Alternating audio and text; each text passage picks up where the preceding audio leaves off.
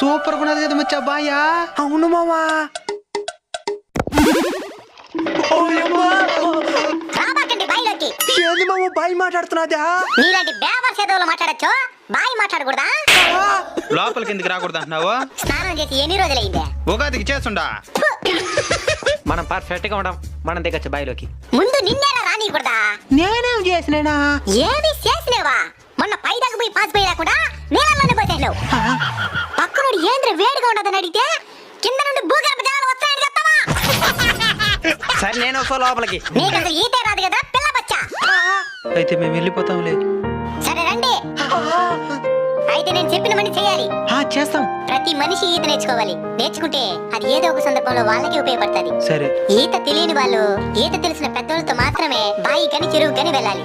ఒకవేళ నాలాగా ఈత రాని వాళ్ళు మాత్రమే వస్తే ముంచేస్తాను. పోయమ్మో. మెట్ల మీద జాగ్రత్త